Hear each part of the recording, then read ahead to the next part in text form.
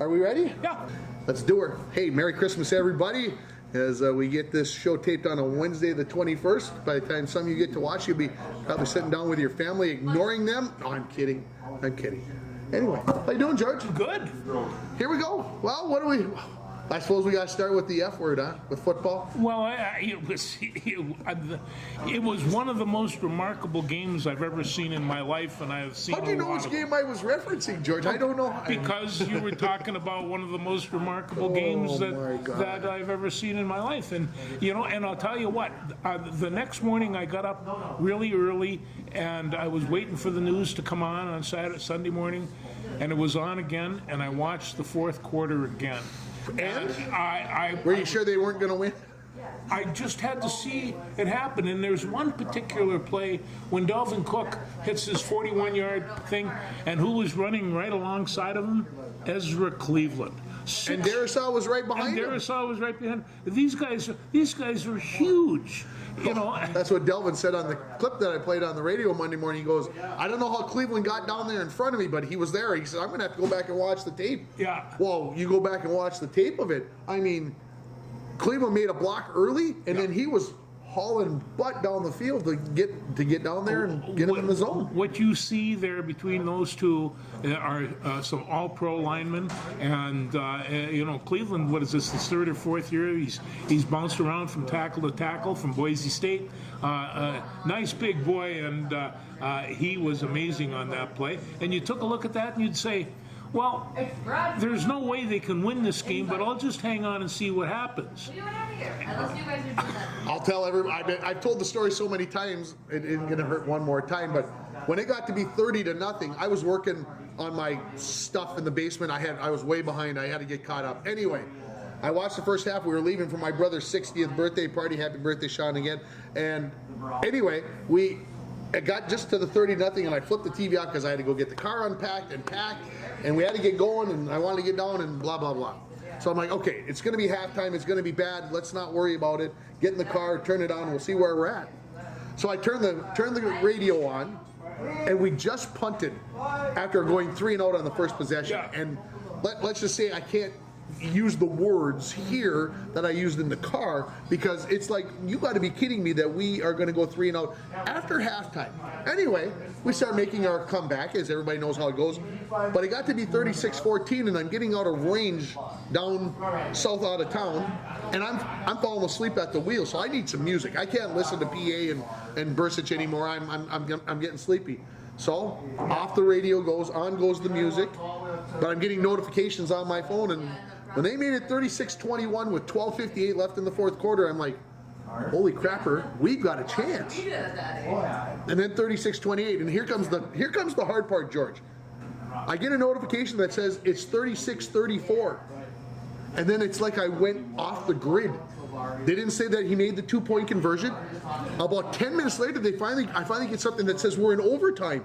And I'm like, oh, we made the 2-point conversion. And then I'm driving down 73, white knuckles. The road is awful. And I'm like, and I won't turn it on the radio. I mean, I could turn it on the radio, but I'm not going to, because I'm not screwing with this. It's too superstitious. I am not turning that radio on, because bad things are going to happen. And the rest is history. So I have not seen the second half yet. Yeah, it's amazing, and I'll tell you, 3 minutes and 43 seconds in the third period before they got rambling. It wasn't that they came hot the second half. They took half of that one off too. I mean, there's some questions that have to pop up. Number one, how did they get down 33-0? A block punt and an interception return, that's part of it. That is part of it, but they had no control offensively or defensively. They were a second-tier team that first half. They looked just okay, so I think I asked you this last week, and I may have asked you the week before. Which Vikings team is real? Is it the bad team or the good team? This is how strange this team is. This year, they have scored 351 points. The opponents have scored 349 points, and they're 11-3. Now, you tell me, mathematician, how that works. 40-3 is a big part of that against the Cowboys, obviously. No, this team will the Vikings, the Twins, the Wild, everybody, they've driven us nuts for years and years.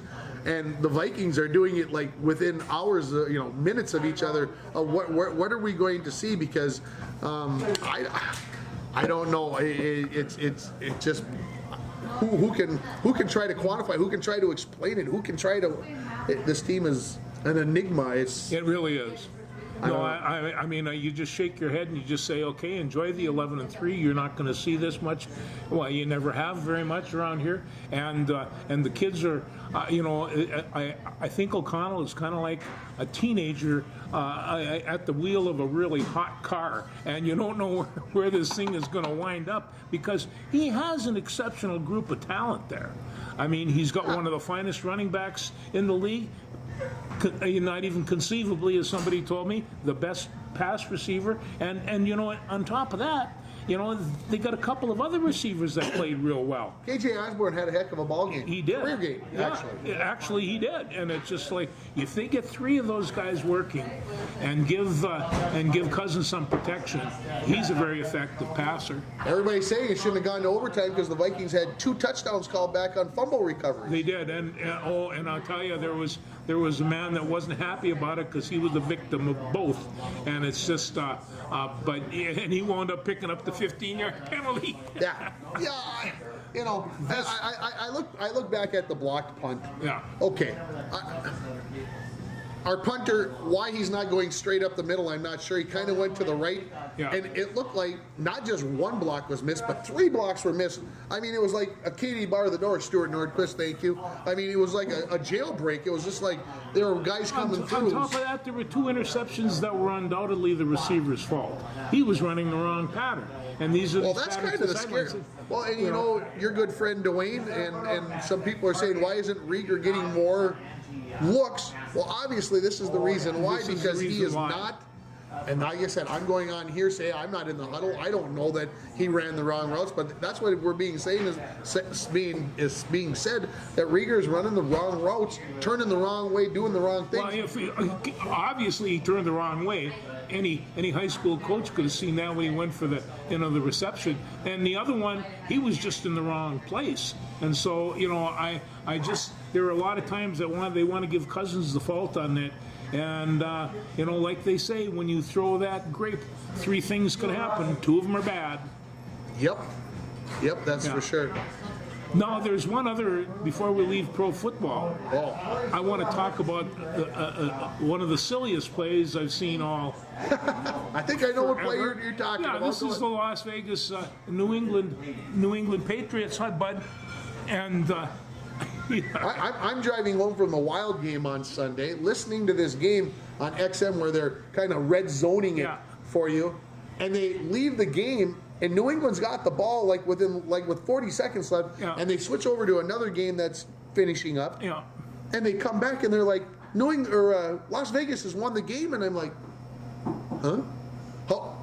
How can this be? Well, then I got home and I saw the play, and I'm like, I had to turn it. I had to play it and do slow motion to kind of figure out just what had actually happened. And the only thing that I wanted from that was to be at the Monday or Tuesday morning session in New England and let Coach Belichick describe what he was seeing, because that was incredible. That was just insane.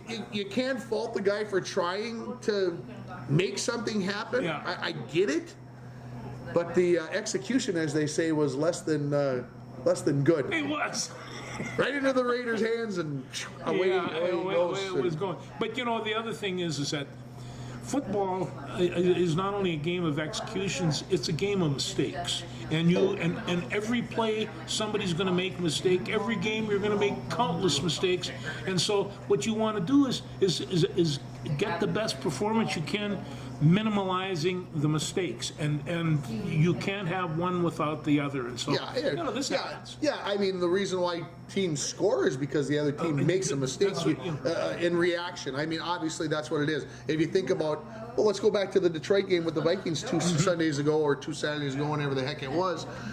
think about what happened with Bynum, I think, the safety, and Harrison Ford not being there, and he makes two reads where he's supposed to be, quote unquote, the deep safety, and he doesn't do it because he doesn't react the right way. Well, they're easy touchdowns. They're easy I mean, touchdowns. and that's really what it comes down It, to. it really does. And another game that I watched that was quite interesting was a Washington and New England, and we talked Washington and the New York about Giants. New York Giants, and You're talking about the officiating, of course, as far as being interesting, right? The game was definitely interesting in that manner.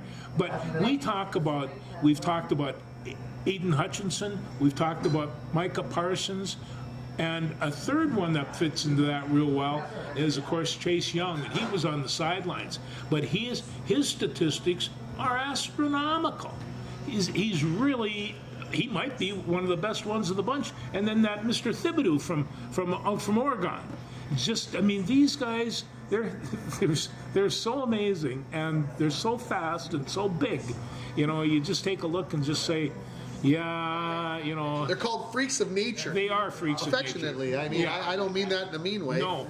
They just don't build them like that very often. No, they don't. And there's a whole bunch of them. They all three of them come from Big Ten schools, which, you know.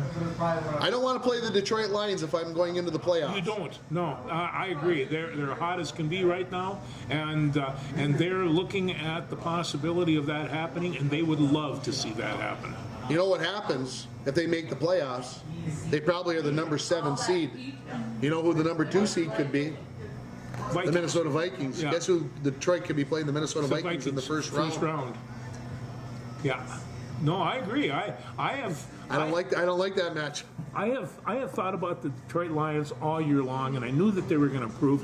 Then they went and they lost 3 or 4 in a row, and Frank Ragnow is from Chaska, Chanhassen, and he's a friend of mine. Coached him, so he keeps me apprised to what's going on, and you see these guys, and I mean, if you want to see a functioning, developing offensive line, Detroit Lions are right there. They are playing well. With Jared Goff at quarterback, who they said who couldn't do things. Anyway, we'll see what happens in the playoffs. Yeah. A few other teams I want to mention. The Kansas City Chiefs win their 7th straight AFC West title. That's incredible. It is. For anybody. The Cincinnati Bengals is another team that I don't want to have to play right now. No, they beat up Tampa Bay, and I mean, when you say beat up, they beat up Tampa Bay.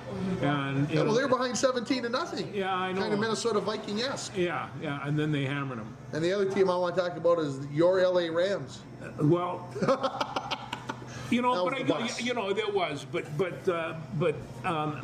you know, How? Mayfield, you know, he's kind of a remarkable athlete in his own way. I know you don't Despise him? Go ahead. You can say it. There's the you word. don't know Despise well, him. Despise, but He's not a good person. He's not a good person. yeah. Some people might say that about me. Okay, I'll live with that. But he's a bad person. But the Rams are the Super Bowl champions. No, They're 4-10. This is what happens in Hollywood, man. You go to the top and go to the bottom. I thought you knew that. They all go out there and become movie stars, and then of course, you know, I mean, if you take a look at what we faced in terms of Boza, of Buckner, of Aaron McDonald, they're all three, in my mind, can ride in the same boat. They are classic defensive linemen, and Buckner's on a losing team. I'm not at all sure. Aaron Donald's not playing at all. Yeah, he's not playing right now. And so you come to rely on those defensive tackles, and those are exceptional Absolutely. people. If I'm astounded these days by the defense, is that there are so many defensive athletes out there, and they're very, very fast. They're strong. They're 290 pounds and they're running 4.840s. Think about trying to block something like that, Yes, George. I know it would hurt. It would hurt. How do you even touch him? How do you get in the way? How do you get in the way? Yeah. That's the better thing. Yeah. George has got his Gopher sweatshirt on today. Yes. Show your M. So that must mean that you were working the Twitterverse this morning as the Gopher football team was signing 33 new players to the roster. I did catch that up, and they were, I tell you, I like the recruits that they had there. They only have 4 portal people, And, Sounded like they picked up a couple wide receivers in the portal, though. did pick up a couple Hey, can wide that ones. help? North Carolina, oh. Can that help, If folks? they have three, and if Ottman Bell is coming back, you've got a hot quarterback. This is Sounded like the Gophers did pretty well Minnesota-wise. I think they got, did. Got a good number of guys Yeah. there, but also maybe picked up a 4-star running back from Michigan yes, they did. that the Wolverines kind of wanted, but maybe jumped into the race a little late. And so hopefully, maybe we've got a replacement for our good friend Mohamed Ibrahim, and we'll see how things go. Can you see PJ Fleck, when he's at a recruitment meeting? I'll bet you he is just It's like he's on cocaine, right? Pop- Right? uncorking a bottle Roll of the boat. champagne. Roll the boat. Get your oar. Now, So- they're going out to New York on New Year's Eve, and they are going to play in the Pinstripe Bowl. December 29th. Against Syracuse, Yeah. and I'm glad that they're all out there. And this kind of shows you, and I kind of half mean this. These guys get to go take a tour in New York. There's a lot of these kids probably never been, and there is not some radiating game here. I mean, you talk about too many bowl games, 43 of them or whatever there is. 46 of them, yeah. It's insane. You start talking about it, but yeah, these kids get wined and dined. Not that they haven't already had that done for them, mind you, as recruits into these big schools and everything else. But yeah, great opportunity. Why not? Hey, I'm still holding a grudge because if the Gophers would have made a field goal, hadn't had their field goal blocked in the first game of the season in 1990, I'd have got to go to the Peach Bowl in 1990 and got to go tour Atlanta. That would have been cool. As a 20-year-old. Yeah. Come on. Yeah, I was robbed. you were robbed. I was a manager. Come on, Yeah. I didn't get robbed nothing. I was just lucky to be along for the ride. That's what do you right. got? Oh, You I'm just just pull all saying, kinds of down here, paper. like December 21st, that's today. The New Orleans Bowl between Western Kentucky and South Alabama. South Alabama. I was right. I remember from this morning. USA, and I thought USA, but yeah, College of South Alabama. So that's going on today, and tomorrow the Armed Forces Bowl. That's Air Force and Baylor, which actually might be a That fairly could be a good good game. Yeah. That might be worth some time at And the 7:30. Independence Bowl, that is Houston and Louisiana Raging Cajuns. I like that name. And the Gasparilla Bowl In Tampa. in Tampa Bay, that is Wake Forest Demon Deacons and the Missouri Tigers. And then the Hawaiian Bowl on Christmas Eve, that is Middle in town for Tennessee. And Christmas. yeah. And then it goes from there, but there's still a whole bunch of games there. Oh my goodness. Yeah, at that. it's crazy. This is insane.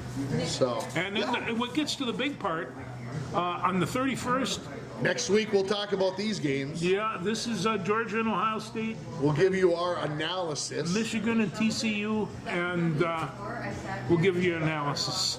We'll see how things go. So my What if question, question to you, George, is this: as a college football fan like I am, Yeah. and the Bulldogs playing at 2:00 in the afternoon on New Year's Eve Yeah, day, yeah. when those games start at 3:00. Yeah. When I'm at that hockey game, do I have to be watching football? Well, Say no, yes. but Say yes, George, please. yeah, I mean, I have to. You'll be at home sitting in your chair loving it. I am going to be football feasting. I hope that I'm home for game 2 Yeah. in full earnest. I think it'll be close. I think it starts at 7. We should be pulling in the driveway about 7:15. So that's about Besides, New Year's Eve, I'm going to be listening to the Incredible Blues Party Show. on the internet worldwide. Yeah, although I'm not sure that worked last weekend. That the internet didn't work. No. Well, you didn't do it right then. Well, I couldn't get it anywhere around the world. But we'll talk about that later. We'll talk about that off the air. Yeah, off the air. Anyway, that's what we got going. We got the Quick Lane Bowl, we got the Camellia Bowl, First Responder Bowl. Too many bowls. Yeah, that's Too many bowls. I just remember the old day, the Tangerine Bowl. That was my favorite. So we got Gerald J. Ford Stadium in University Park, Tennessee. He was a Wolverine. There you go.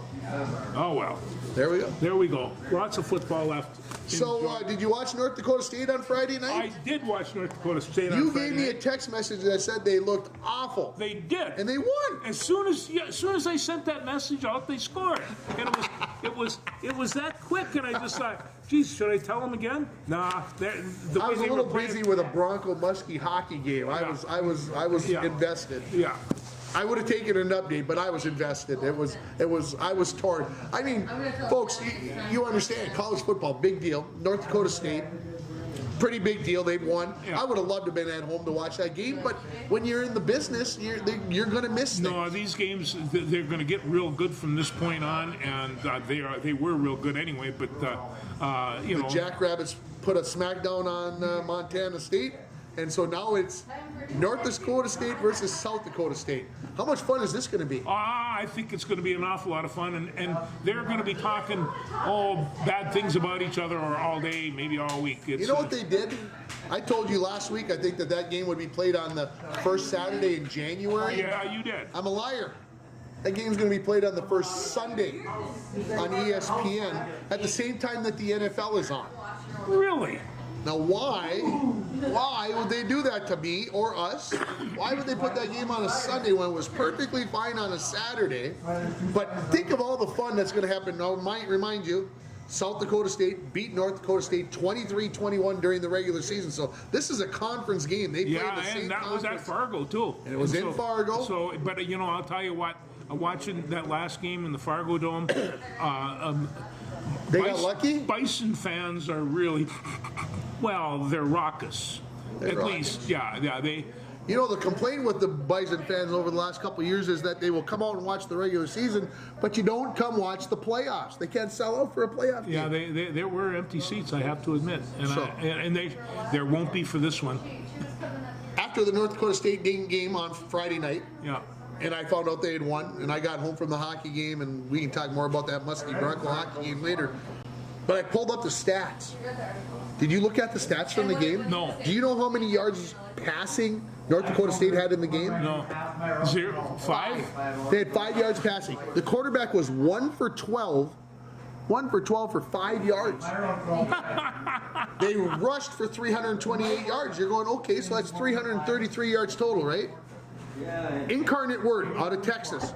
They lose 35-32. They had 282 yards passing, and they had 247 yards rushing. They had 529 yards. lost the game. And lost. Yeah, that's wrong. you know, and it's back to this old thing. Who cares what they do between the 20s, you know, or the 40s, or the, you know, who cares? Let them go slop around out there. It's the red zone thing that they put her in the couldn't end turn. zone, baby. Yeah, God, that's the only way they keep scoring. The Bison were down 16-3 after the first quarter. As he said, they sucked, they looked horrible, whatever was the words he used. But the Bison were ahead 17-16, but behind after the third quarter, and then scored with 8 minutes and 11 seconds left to go ahead 35-32, and then hung on. No, I tell you, you know, was it Immaculate Word? Was that Incarnate Word. Okay, Incarnate Word. They have a lot of speed. A lot of speed. A lot Well, of remember speed. the week before they beat Sacramento State 66-63. Yeah, They can put up yards. 129 points. That's amazing. That's out of this world. Yeah. So, Division II, Division III championships were played last week. Did you watch any of it? Did No, you see any of it? I Do barely you could realize get that Ferris State has won 2 Division II titles in a row? Ferris State is the Last new year, North too. Dakota State. Well, what can you say? You know, hey, you know, And Mount Union got beat by North Central. Tell me what state North Central is in. Anybody? Anybody? Hello? no, Illinois. Illinois. Illinois. North Central is in Illinois, and they were the national champions for Division II. So, anyway, I'm excited for the South Dakota State, North Dakota State. That is going to be a great. That is what college football is all about. This right there. Here's the thing. I think the game starts at like 2:00 in the afternoon. Probably. Okay. So the first NFL games are going to be ending at like 3:00. Some of those with playoff implications, Yes. right? What are they doing to the football Well, thing? yeah, that's where you Come push. on! You got to push that button, record, and then work from there. No taping football. No.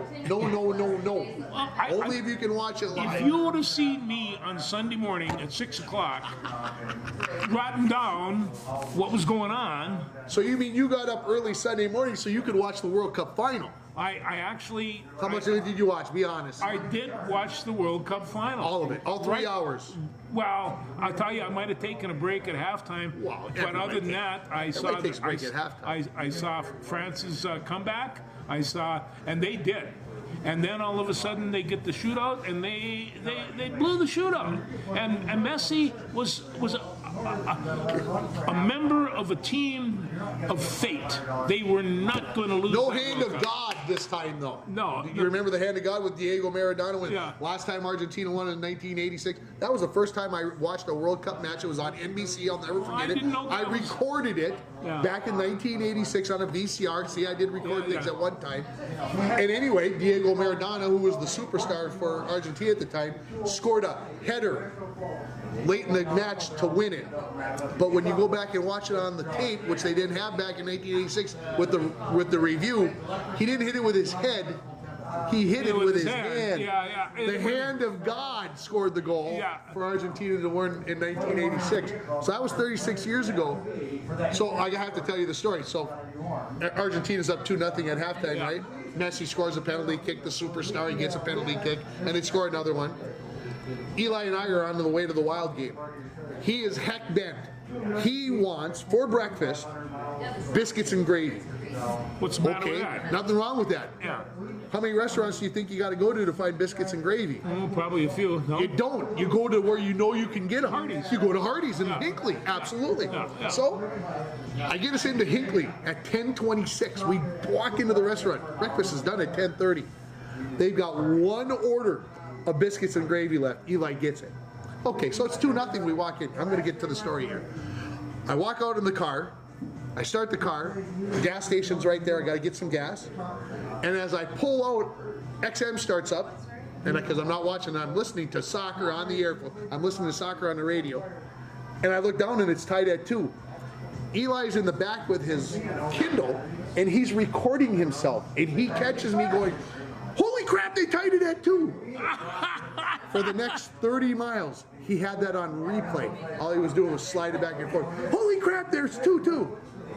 Holy crap, so he played it over. So anyway, he was having a good time with me. Well, I'm going to tell you, one of the happiest places in the world yesterday was Buenos Aires? Buenos Aires, Argentina. By the tens of thousands they came out. 4 million, they said. All countrywide, they 4 were million. every major city, had one of these things. It was They had to put the players into helicopters because the buses couldn't move. The buses couldn't move. So they could get a chance to see it. But hey, Argentina deserves some good news. And there were people from Argentina that took life savings and went to Qatar to watch this. They gave up their life savings to go. They Yeah, pretty obviously crazy. don't have a nice big screen TV in their solarium, but it was fun to watch. And Sue watched. We had it down upstairs and downstairs, so she caught that. And Yeah, and Mbappe ties it at 2. Then Messi scores it, and Mbappe scores in the Mbappe 118th minute, ties it at 3, and then, like you said, in the penalty kicks, Argentina took care of business. The bad part about that was, while the penalty kicks were going on, I was trying to find a parking spot in downtown St. Paul. All the spots that were my spots that I always go to were either closed because it was church, or they had buildings put in since the last time I was there. So I had to go to a whole new place. So by the time it got done, I didn't really get to listen to the penalty kicks, and all I know was Argentina won. And hey, it was good. It was fun. it was. I said good this for on the the air sport. Sunday morning. If you are a sports fan, Yeah. you cannot say that was even if you even hate soccer. There was all kinds of scoring going on. There was all kinds of excitement, and when the France started putting the rush on, and they started coming on in the second half, and come on, you're thinking Argentina, hang on, and then the play-by-play guy and he scored. That goes on for about 40 seconds. I thought we had a pretty good yell. We're not even in the ball game compared to these guys, and they do it in Spanish. Those of you that listen to me on the radio, you know that that's not my style.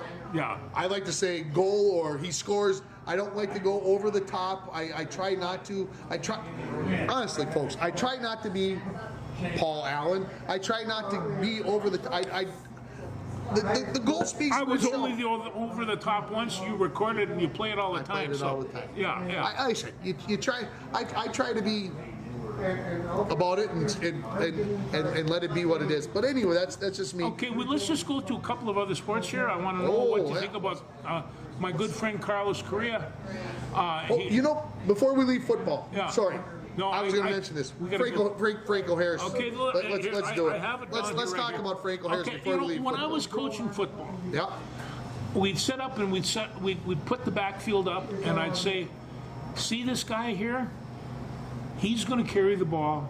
He's going to score the touchdowns. It says 1971 in Penn State, they had a running back, and I says they were called halfbacks and fullbacks at the time. They had a halfback named Lydell Mitchell, and Lydell Mitchell won the Heisman Trophy. Played for the Los Angeles Rams. Playing for the Los Angeles Rams. Nobody even knows who Lydell Mitchell is, but his lead back, his fullback, was Franco Harris. And when you watch Franco hit people, he was good size. He was 6'2", about 230 at the time, big for that age, and he would hammer that end or that cornerback or whoever was so unlucky to be stuck there. And so they had the old student body right, and student body left, and leading that way was Franco Harris. He was an All-American on that bunch.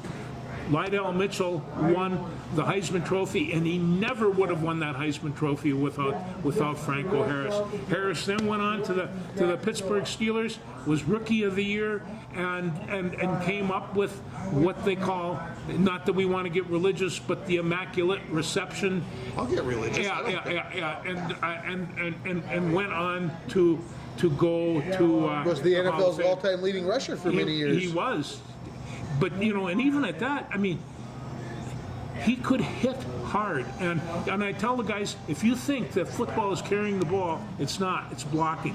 And that's what he did best, was block. Here's the thing that, and I'm not trying to contradict you, but obviously you got to watch him in your early adulthood. Yeah. I got to watch Franco Harris as I became a fan of the NFL in 78, 79, Yeah. when he'd already been in the league for many years, and Rocky Blyer had Rocky become Blyer was his the blocking back, Yeah. and Franco had become, and I'll never forget, my best friend and my brother were Pittsburgh Steelers fans, and we would watch the Steelers, and when we watched the Steelers, we would always comment, Franco is running out of bounds again. He's not getting the extra 2 yards that he could get with a hit. Well, he, I think, understood by that time in his career that he had taken enough hits. He didn't need to do that anymore. And actually, that would probably be what your halfback style running back would do.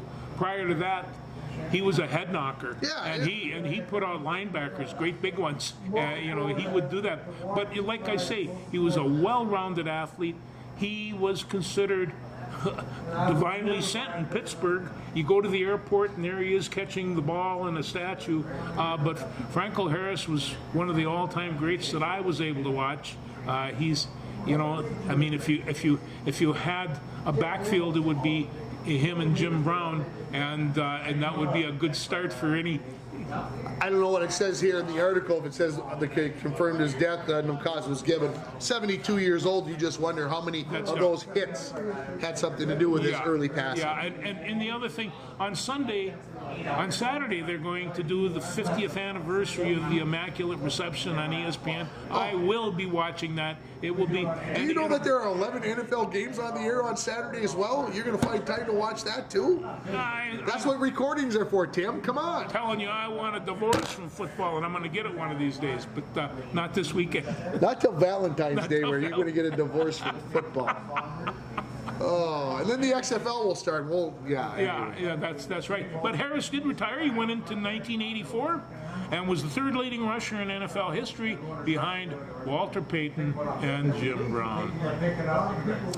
Yeah, good what stuff. A guy. Franco Harris again. He played for the wrong team, but he was a pretty good ball player. I say that just because of my brother and my best friend, because I had to hate the Pittsburgh Steelers because they loved him. Old Art Rooney was once saying, before Franco got here, we didn't win much. Since he got here, we don't lose. And that pretty much summed up the situation of the time. It really did. And of course, they had they had Terry Bradshaw at the quarterback, and and Lynn Swan at a wide receiver. I mean, John Stallworth. How about that defense? Oh my Lord, they had Joe Green. They were growing linebackers out of that bunch, and Jack Hammond, Jack Lambert.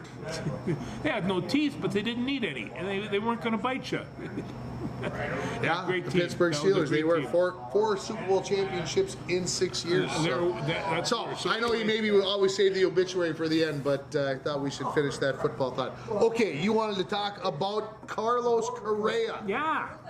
What do you think about our good friend Carlos Correa I now? think, I mean, one could suspect that he was taking the Twins to the cleaners the whole time and using this as just. He was never going to come back to the Minnesota Twins. No. Now, this we know.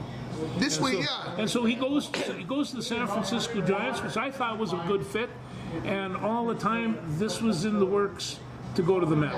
And I think that this has been. Well, and maybe you've got more information than I do, but the problem was the Giants found out that he has a medical issue. Well, what is that medical issue? Nobody's saying yet what that medical issue is.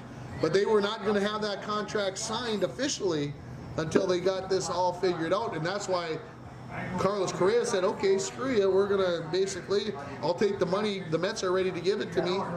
They got one less year, $35 million less. That's about what it came out to be. And Carlos Correa will be playing third base for the New York Mets. If he passes this physical. I can't wait to find out what's wrong with him, Yeah, because that's- to then answer why he only batted .284 and whatever this past year, and why the Twins maybe knew that something was wrong and that they weren't going to give him that kind of money. It could be all the The above. Twins are smarter than we give them credit for. We're conspiratorial here, but there's a lot of different ways this great could go. to be the That conspiracy. being said, I'll bet you he'd be a good third baseman. Well, yeah, the man can scoop. The guy can throw. So, yeah, the New York Mets, now their salary for this upcoming season is nearly $500 million, which is $150 million more than any other team. So they basically are saying, look, They're all in. if we don't win, We're done. apparently we could go manage. You think they'd hire me to be manage this team for about $3 million a year? I'd have to live in New York City, though. No, never mind. Well, I don't know. When my wife saw what PJ Fleck got, as a bonus, she chewed me out for not concentrating more on coaching. And she football. should. And she should. Yeah, she should. Yeah. Yeah, she should. Okay. How about your Minnesota Wild? Hey, they are wild.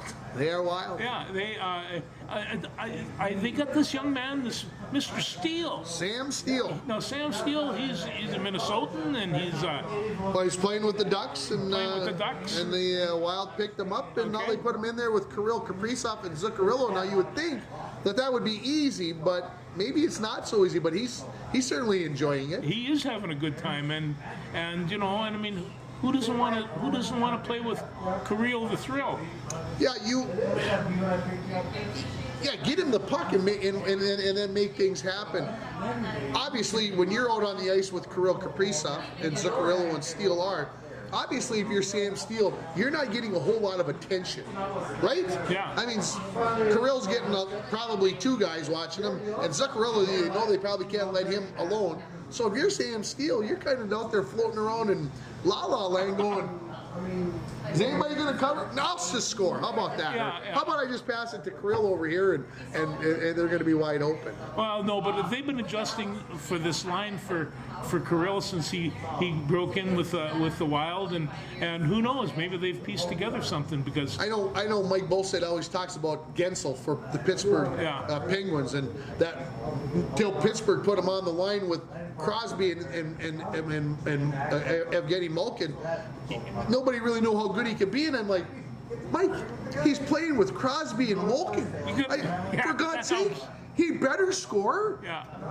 All he's got to do is touch the puck once on a play, and he's going to get an assist. Of course, he looks like a superstar. He goes, no, he's that good. And I'm like, I probably could go out there and skate with Crosby and Malkin and be considered one of the best forwards in the NHL, and I can't skate. well, we've had numerous scorers in this area, in this town, in the hockey that's played around here, and you say, oh, he's a great scorer, The best was probably Tim Sheehy, and what people don't realize is that Dan Malley kept all the bums off his back.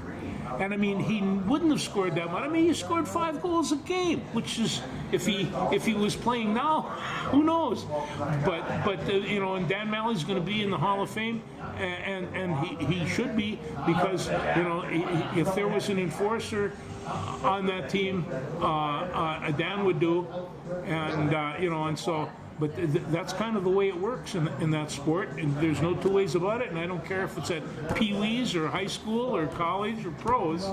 You know, it's a physical game. It just is. If you missed Ryan Reeves' hit last week against the Detroit Red Wings last Wednesday night, go look him up online. That was a devastating hit. Ryan Reeves comes out for the pre-game skate on Sunday, as Eli and I were there, and he's got the Santa Claus beard and the Santa Claus hat on. Kirill comes out with the elf hat on, and then after they got done warming up, they came out and threw out with bags of sticks and pucks. Came out there and threw them to the kids over the ice.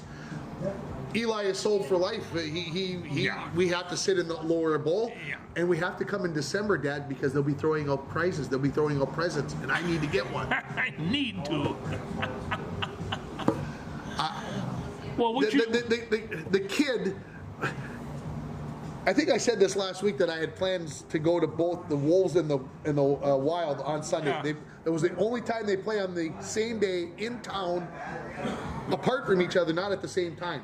So in August, I planned that I was going to take Sunday and I was going to go watch both. Well, I told Eli, we were in the middle of the Wild game, and I said, "Do you want to go to the Timberwolves game?" And he kind of looked at me, and I'm like, "Never mind. We have to drive home. I got to get home." Well, you remember the Wolves scored 150 points on Sunday night. More points than they had ever scored before. 150. So I told Eli the next day, I said, the Timberwolves scored 150. Dad, we should have gone. And I'm like, this is why I love the kid. I loved him before, but now he's into it, and I love him even more. He wants to go to the high school basketball games. He wants to go to the Bronco hockey games. He wants to go watch UMD basketball. This is the kid that I dreamed about since my youth, and now I've got him. You got a dandy. I'm going to have to retire or get another job so I can go watch more games. Come on, Eli, let's go. He's a great traveling partner and a good kid. I agree. You're a lucky man. It's just hilarious. He fuels me to be able to go watch these games, and his mom can't say anything, and it's beautiful. It's like the perfect storm of getting to go watch sports. Yeah, no, you got yourself a partner. That's just the way that works. That's the way it goes. Yeah. Hopefully he continues to love it. He will. Because loves come and go sometimes, you know. When did you first develop love for sports? You don't even remember. Yeah, I think right from the word go. Yeah. I'll put it to you this way. I credit my dad. He always encouraged us. We lived on a dairy farm, and no matter what, if there was a game to go to, we'll get it done. Don't worry about it. You go play your game. But I'll never forget. I was, I think, 5 or 6, and my brother Ryan would be 2 years younger, 3 or 4, and the Vikings and the Packers were playing on the TV in our trailer house. And somehow, which typically happens with brothers, we were fighting. Not fighting, we were wrestling. Yeah, well, that's good. And I'll never forget, I had a long sleeve flannel shirt on. And of course, Ryan, the punk that he was, or is still at 50 plus years old age, he ripped my flannel shirt. Uh-oh. Well, I thought my brother was going to get lambasted by somebody. No, nothing was said. So guess what happened? Nobody said anything. So me being the older one, guess what happened to his shirt? It gets ripped. Nothing was said. And from that day, I'll never forget, watching football meant that there were special rules going on. I one time talked to a wrestling mother who had raised 4 or 5 sons, all of which were college level wrestlers. Can you imagine that food bill? And anyway, I said, this was the Short family out of, I don't know, South St. Paul. And I said, Willie left. What are you going to do? I'm buying all new furniture. These boys have been wrecking furniture in this house forever and moving it around. I'm getting all new furniture. And she was just smiling, and I just thought, that's what happens when you have a bunch of kids that are involved in sports. Things get broken a little bit, sometimes bent, but sometimes broken. And and real parents. I mean, I don't ever recall anybody saying to me, do you want to go out for football? Nobody asked me if I wanted to. That was the way it was. It's just the way it was. And it's just like, I do have to give credit to my daughters, though. Don't my girls watching. Anna's a huge baseball fan. Yeah. Jessica loves to go watch hockey, and my eldest Alex, she's a Bronco fan through and through. She'll go watch games, and now she's taking her boys to go watch Bronco games. So You can have family reunions right there. I had good kids that love sports, but yeah. You I'll could say get that. everybody there and kind of reserve a section. And they could be right below Grandpa as he's calling the game. I got there's things there. Good stuff. Yeah. How about the Timberwolves? As long as I brought them up with 150, they've won a few games. They have won a few games, and, Three, and to so be exact. they've got some people that are picking up the pace there, and I mean 160 Anthony Edwards? points. Anthony Edwards is. I'm just saying is that when they scored that many points, people went what? A lot of people went what? They hadn't scored, they hadn't been offensively prolific, and there they were. I brought this up on our radio show a couple weeks ago. I think I brought it up here last week. I'm going to bring it up again. Is Karl Anthony Towns going down the road because they have found out that Anthony Edwards can be the star on the floor, that they don't need to have Karl Anthony Towns to be a good basketball team? I don't think they need to have him because, and the other thing is that there's talent out there, and they can match up these talents. I mean, in the same Well, way. what I'm saying is they can get rid of Karl Anthony. They can bring in they can bring in a point guard that, Exactly.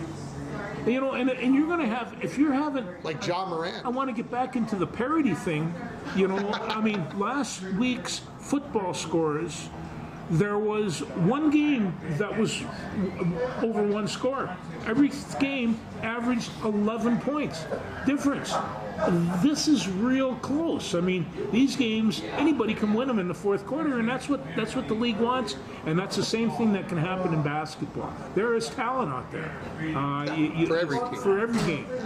So it comes and of course, my good friend John Morant probably isn't going to make it to Minnesota, but hey, Memphis figured it out. Yeah, this is, like I said, Washington beat Phoenix last night. I mean, I'm not saying Phoenix is the world beater, but I can tell you that the Golden State Warriors lost to the New York Knicks by 38 points last night. The Warriors are in trouble, but the Warriors were in trouble last year a little bit. Then Seth went down, but right now they're playing poorly and they're just not winning very much. Yeah, Curry's out probably for 3 weeks, maybe a month with a shoulder, I believe, and so things that will continue to be tough for the Golden State Warriors. But I wouldn't want to face them as the number 6 seed in the West or 8 seed out of the West as a number 1. I don't want to. That's no fun. Just like you don't want to face the Detroit Lions as a number 7 seed.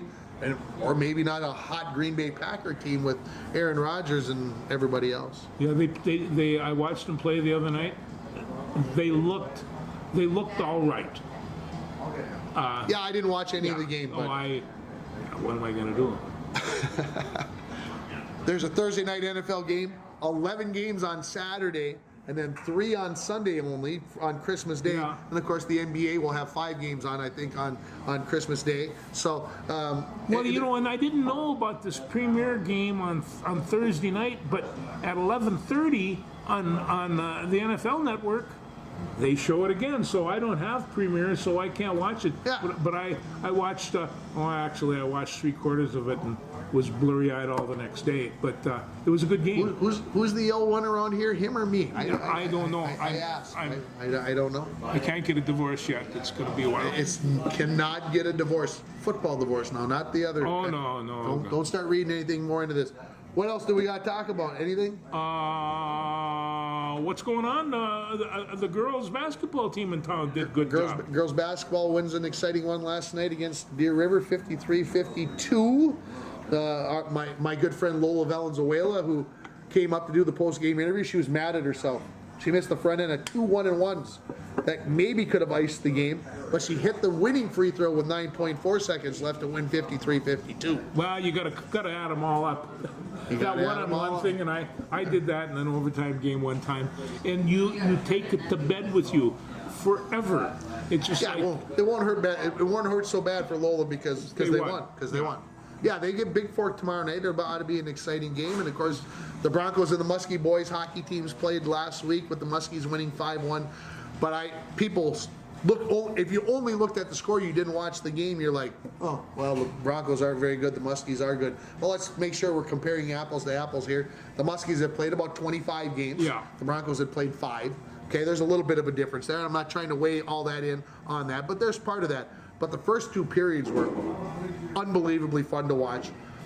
As a color commentator, not as the play-by-play guy, because Joey was doing the play-by-play, I got to kind of sit back and watch the game. I mean, watch the game.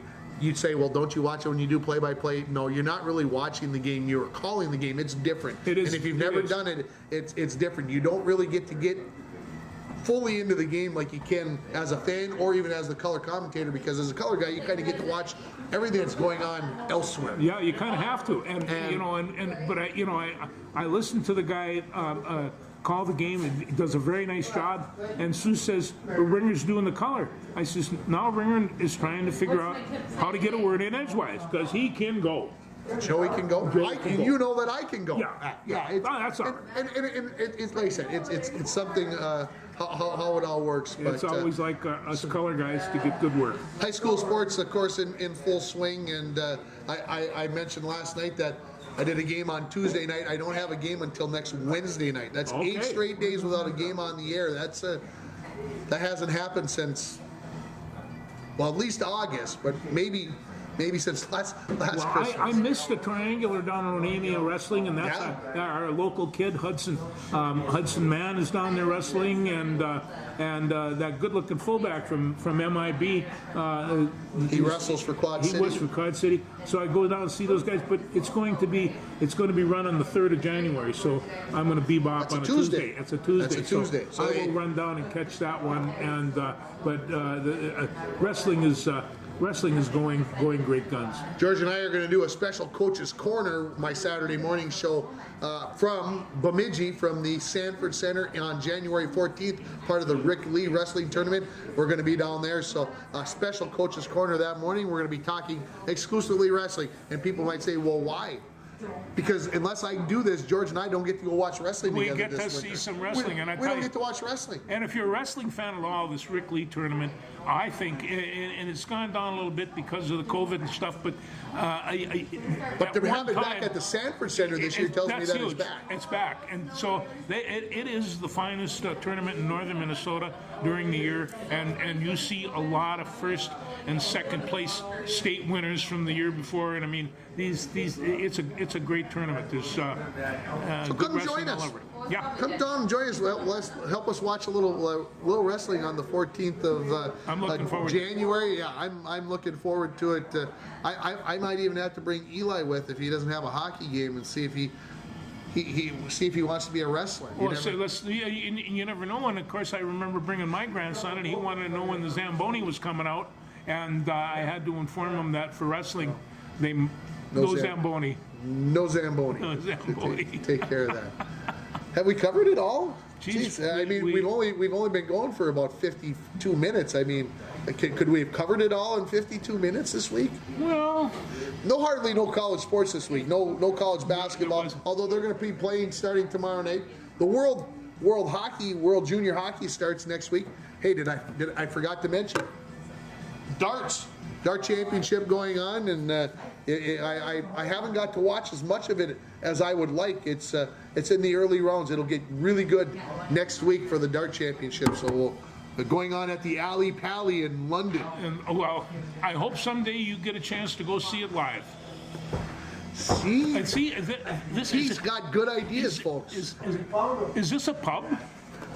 The Alexandra Palace, the Ali Pally as they call it, holds about 4,000, 3,500, and they got these long lines of tables, and everybody comes dressed up like Halloween, like in your favorite costume, and they bring you beer and they give you markers and paper and make signs, and everybody hoots and hollers, and while the guys are throwing darts, everybody's singing. They're watching, but they're singing and having a great time. I think I could handle that. Yeah, me too. Maybe a Christmas present someday, ladies. It's like a guy asked me one time to join a rugby team. I said, well, I've never played the sport. You don't have to. You can sing. And then, you know, and what they do is they you know, play rugby, they drink beer and sing songs, and every Right one up of to your them. alley. Well, yeah, I suppose. What's wrong with a sport where they drink, sing, and play? That's what it's all about. I had never been involved in any of those sports, although there was some after game parties at college that I never told my mother about. Next week, it'll be after Christmas. We'll be It getting will. ready for the New Year's. We'll be getting ready for the Gopher Bowl game. The Big Ten season is going to start in full earnest for the And men's the and college women's. championship. The college championship will be Yeah, going on. yeah. Wrestling is going to get back. The college sports will be back in. It'll be a lot of fun. Merry Christmas to everybody, to you and your family. Hope it's a great one. Keep safe out there, and we'll talk to you next week. Thanks. Take care.